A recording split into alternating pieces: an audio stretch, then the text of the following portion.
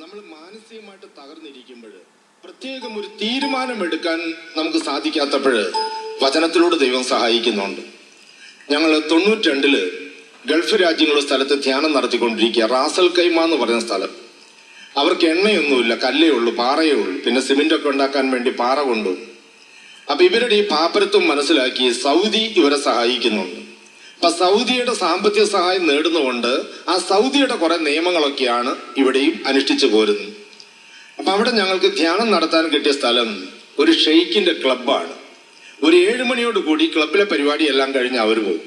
ഈ ക്ലബിന്റെ ചാർജ് ഉള്ളത് ഒരു ക്രിസ്ത്യൻ ഇംഗ്ലീഷുകാരി സ്ത്രീക്കാണ് ഇതിന്റെ ചാർജ് ഉള്ളത്.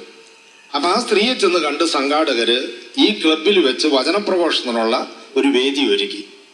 അത്ഭുതം നോക്കണം.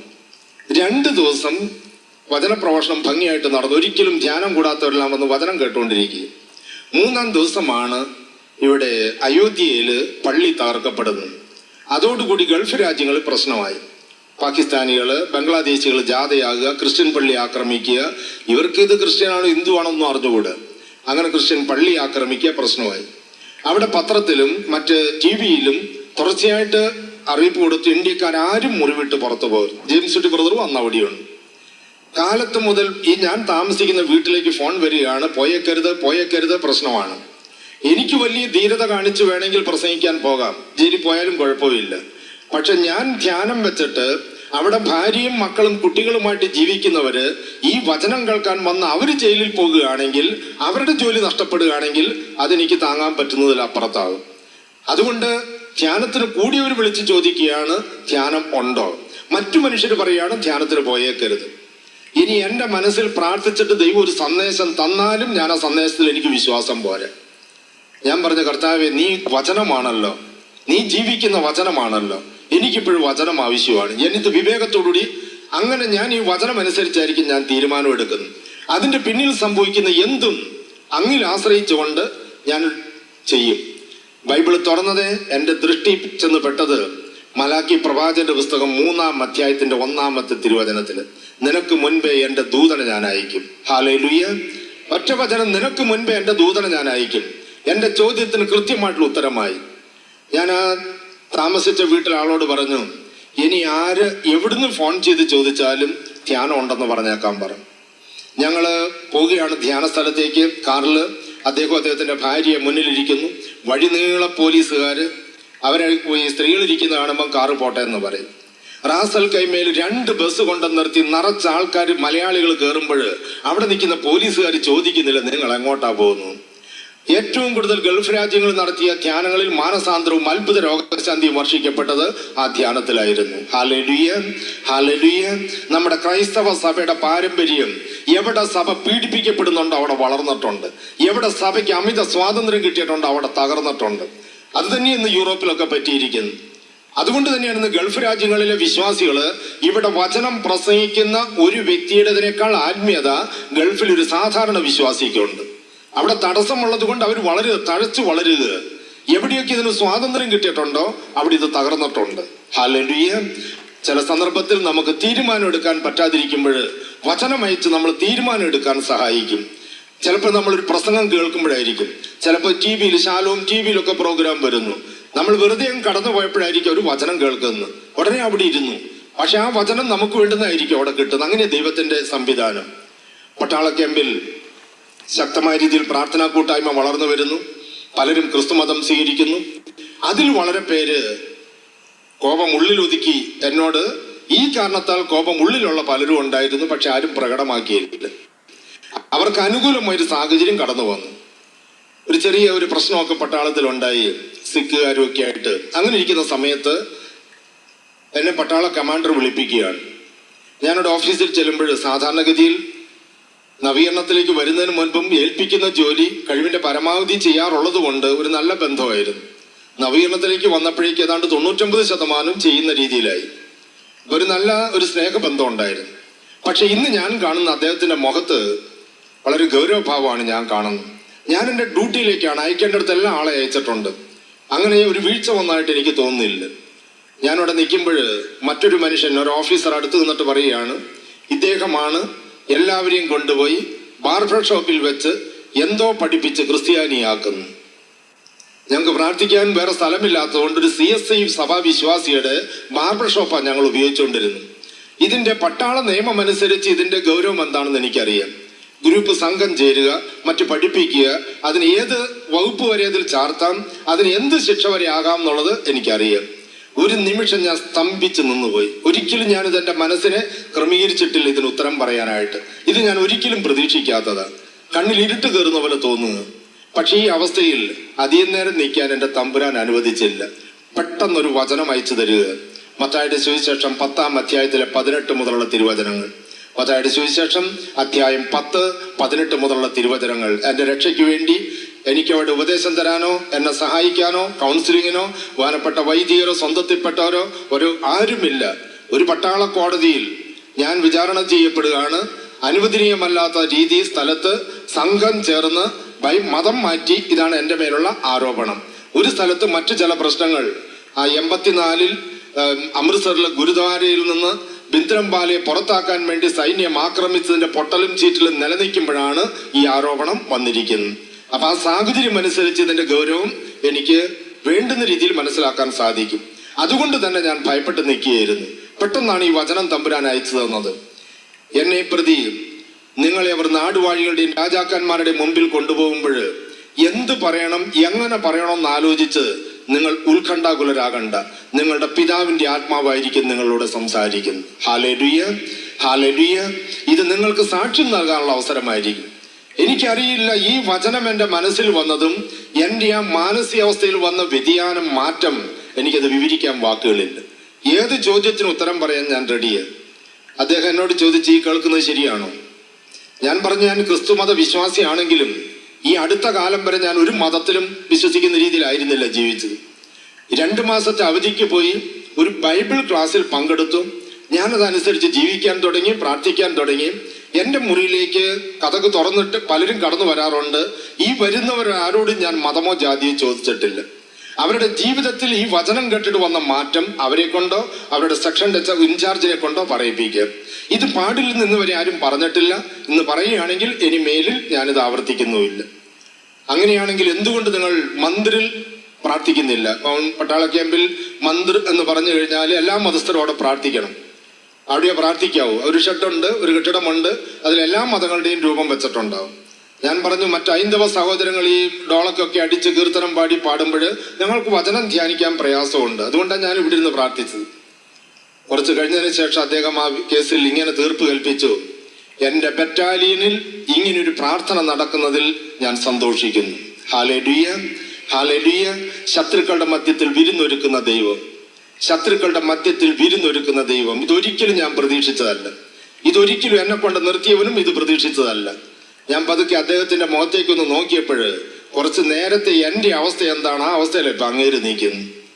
വചനത്തിന്റെ ശക്തി, വചനം അയച്ച് സൗഖ്യപ്പെടുത്തി വരും വെറും ശാരീരിക രോഗശാന്തി. നമുക്ക് എവിടെയാണോ സൗഖ്യം ആവശ്യമായിട്ടുള്ളത് അത് നമ്മളെക്കാൾ കൂടുതൽ നമ്മുടെ നാഥൻ അറിയാം.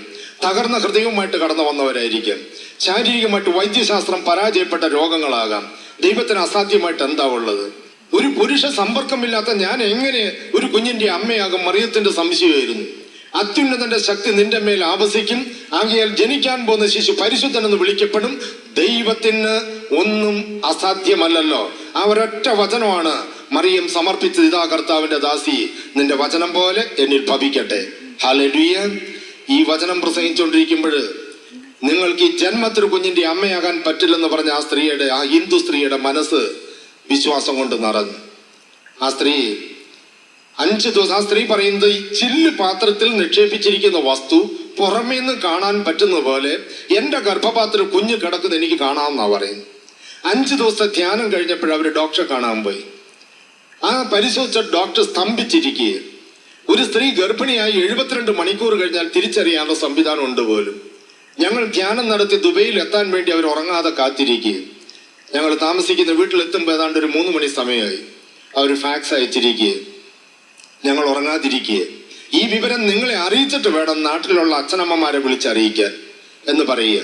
ഈ ജന്മത്തിൽ നിങ്ങളൊരു കുഞ്ഞിന്റെ അമ്മയാകില്ല, വേണമെങ്കിൽ ദത്തെടുക്കാം, കുഴപ്പമില്ലെന്ന് പറഞ്ഞ ഡോക്ടർക്ക് അതേ നാവ് കൊണ്ട് നിങ്ങൾ ഗർഭിണിയാണെന്ന് പറയേണ്ട ഗതികേട് വന്നു. Hallelujah, hallelujah.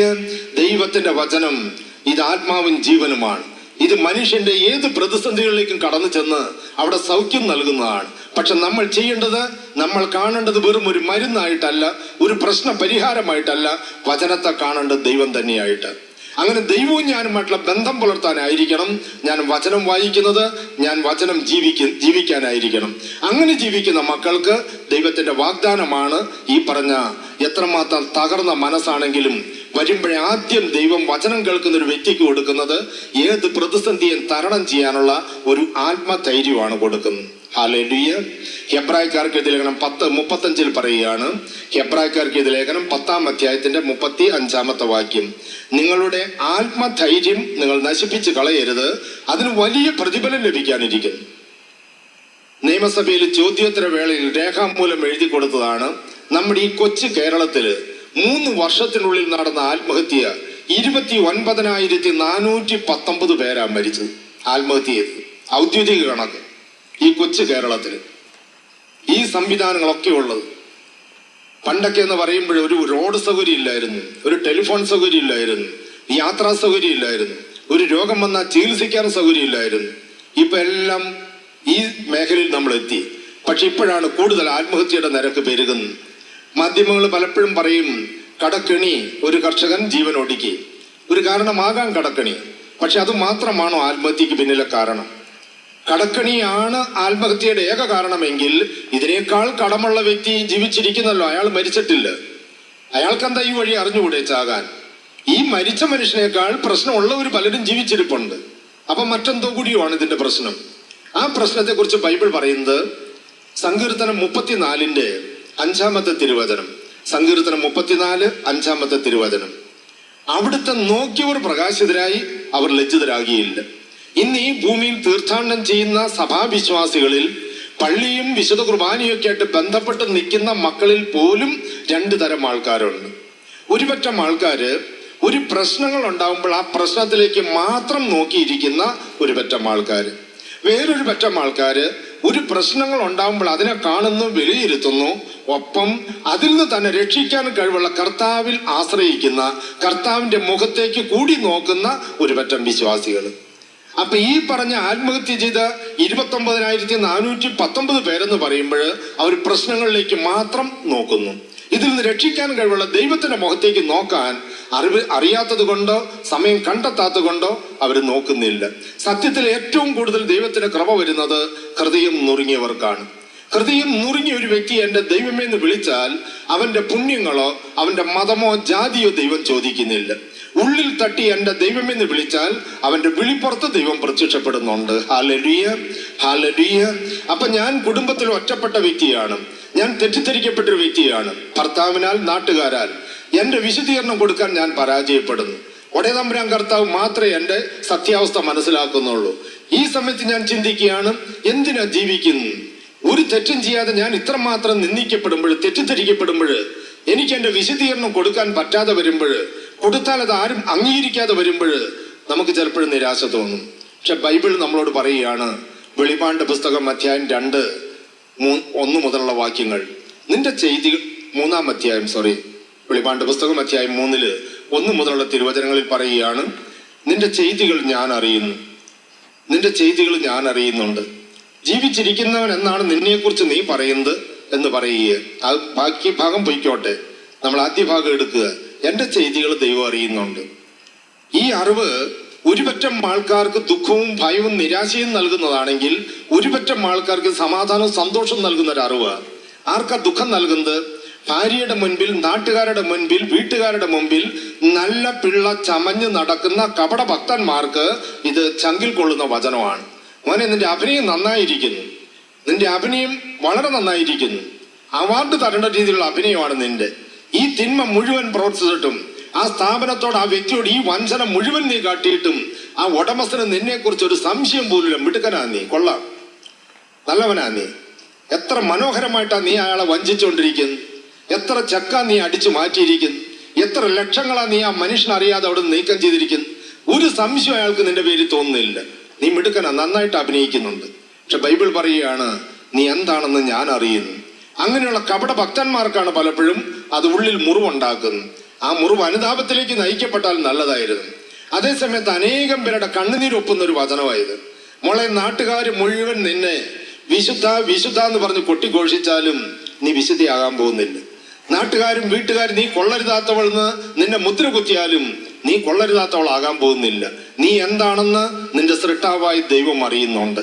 അതുകൊണ്ടാ പൗലോസ്ലീഹ പറയുന്നത്, അഭിമാനിക്കുന്നവൻ കർത്താവിൽ അഭിമാനിക്കട്ടെ. Hallelujah, hallelujah. നാട്ടുകാർ പൊക്കുമ്പം പൊങ്ങണ്ട, നാട്ടുകാർ താഴെ ഇടുമ്പം താഴെയും വേണ്ട.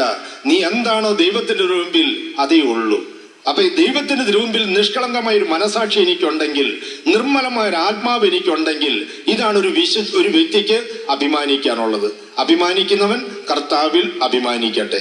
നിന്റെ ചെയ്തികൾ ഞാൻ അറിയുന്നുണ്ട് മോളെ, സാരമില്ല.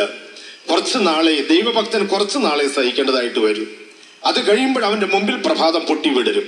കുറച്ചു നാൾ തീർച്ചയായിട്ടും സഹിക്കേണ്ടതായിട്ട് വരും. അൽഫോൻസാമ്മ സഹിച്ചു. അത് കഴിഞ്ഞപ്പോഴെന്താ, പ്രഭാതം പൊട്ടിവിടർന്നു. റോമിൽ നിന്ന് മാർപ്പാപ്പ വന്നു, പീഠത്തിലേക്ക് ഉയർത്തി വാഴ്ത്തപ്പെട്ടവൾ. പോരാ, തിരുസഭയ്ക്ക് തോന്നി, ദൈവത്തിന്റെ പരിശുദ്ധാത്മാവിന് തോന്നി, ഈ മകളെ ഈ പീഠത്തിൽ വെച്ചാൽ പോരാ, അല്പം കൂടി ഉയർന്ന പീഠത്തിൽ വെക്കണം. വിശുദ്ധിയായിട്ട് പ്രഖ്യാപിക്കാൻ പോകുന്നു.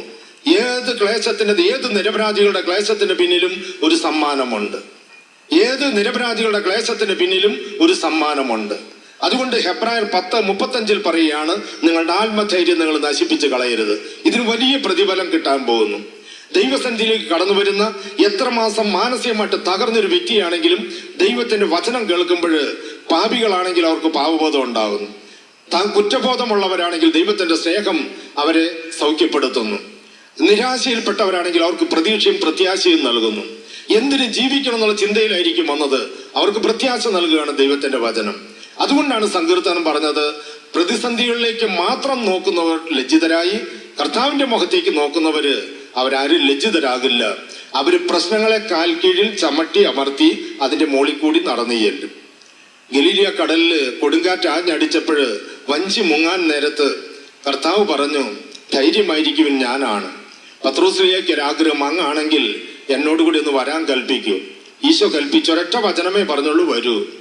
പത്രോസ്ലീഹ നല്ല ധൈര്യത്തോടു കൂടിയൊന്നും അല്ലെങ്കിലും കാലെടുത്തു വെച്ചൊന്ന് ചവിട്ടി ഉറപ്പുവരുത്തി. താഴ്ന്നില്ലെന്ന് ഉറപ്പായപ്പോൾ മറ്റേ കാലും കൂടി വള്ളത്തിൽ നിന്ന് എടുത്തു വെച്ച് നടന്ന് മുന്നോട്ട് പോകാൻ തുടങ്ങി. കുറെ ദൂരം അങ്ങ് നടന്നു കഴിഞ്ഞപ്പോൾ ഈ കൺവെൻഷനൊക്കെ കൂടി കഴിയുമ്പോൾ ഈ ഇന്ധനമൊക്കെ നിറച്ച് നമ്മൾ ഇതുവരെ ഒരു നടത്തം നടക്കും. പ്രതിസന്ധിയുടെ മുകളിലൊക്കെ ചവിട്ടി മെതിച്ച ഒരൊറ്റ പോക്ക. പിന്നെ കുറെ നാളത്തേക്ക്, ഒരു 1-2 മാസം കഴിയുമ്പോൾ നമ്മളുടെ മനുഷ്യൻ പ്രവർത്തിക്കാൻ തുടങ്ങും, നമ്മുടെ ബുദ്ധി.